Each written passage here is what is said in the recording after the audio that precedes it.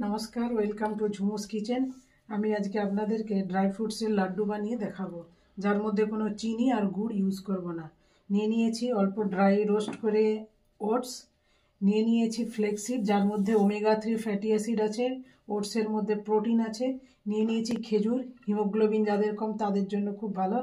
নিয়ে নিয়েছি কিশমিশ, কিশমিশটার ফুড ভ্যালু জানেন আপনারা। আর নিয়ে নিয়েছি কাজু, আর নিয়ে নিয়েছি আলমন্ড, নিয়ে নিয়েছি অল্প হানি, আর হাতে লাগিয়ে লাড্ডুটা বানাবো বলে অল্প ঘি নিয়েছি। আমি এগুলো এবার এক এক করে গ্রাইন্ড করে নেব। ওটসটা আমি গ্রাইন্ড করে নিয়েছি, এই যে দেখুন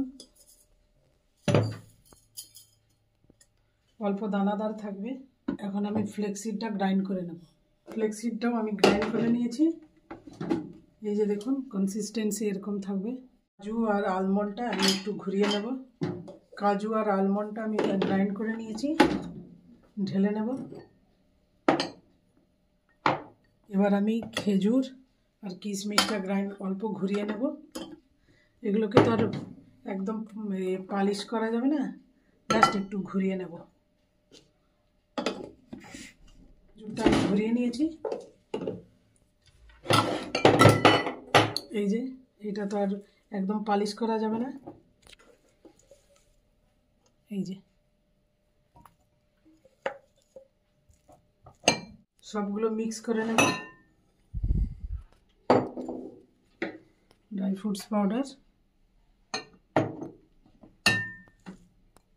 কিশমিশ আর খেজুর, এটাকে মেখে নেব ভালো করে। এবার আমি একটু বাইন্ডিং করার জন্য হানি দিয়ে দেব। আমি আপনাদেরকে একটা জিনিস শেয়ার করতে ভুলে গেছিলাম, আমি দিয়ে দেবো অল্প গোলমরিচের গুঁড়ো। গোলমরিচের গুঁড়োটা আমি পুরো মিক্স করে নেব, নিয়ে লাড্ডুটা বানিয়ে আপনাদেরকে দেখাবো। হাতে একটু ঘি লাগিয়ে নেব।